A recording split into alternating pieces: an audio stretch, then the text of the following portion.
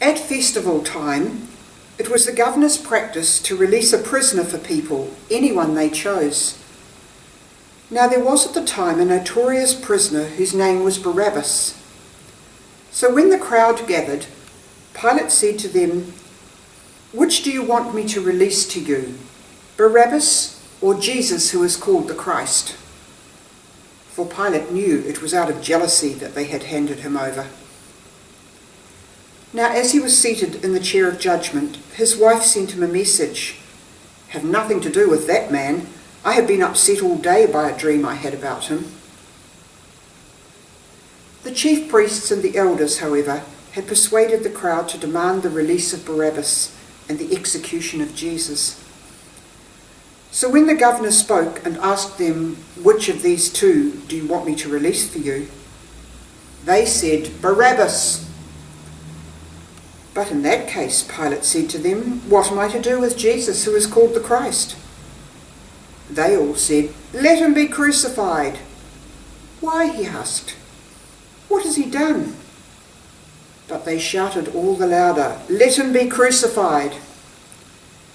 Then Pilate saw he was making no impression, that in fact a riot was imminent. So he took some water, washed his hands, and said, "I am innocent of this man's blood. It is your concern."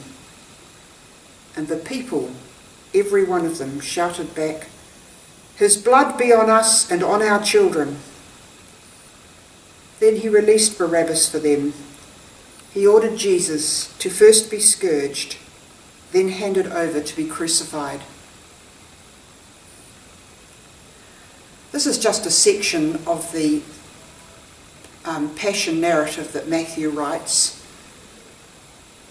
I chose this section because I think it says something to me about what happens inside all of us at different parts of our lives.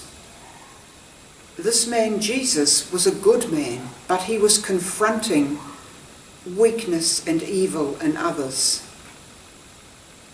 And they couldn't stand it. The Pharisees and the Sadducees got the ordinary people all worked up, probably by telling lies or half-truths. And we heard lots of those over the years in political situations or church situations or family situations. And people got really stirred up and they were out for Jesus' blood. And I wonder how you and how I react when that happens. Are we able to be different from Pilate and stand up and say, "No, this man hasn't done anything wrong. I will support him. I will continue to support him. Go home"? Or do we buckle at the knees and give in and let fate take its course and later think, "What did I do? Why didn't I stand up?" You know that old saying, something along the lines of, "For evil to be done, it takes people to be silent." We are called to speak out, and the Passion story invites us to that. Where were the people who stood up for Jesus?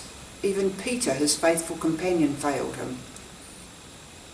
So what am I called to as a Christian during this final week of Lent?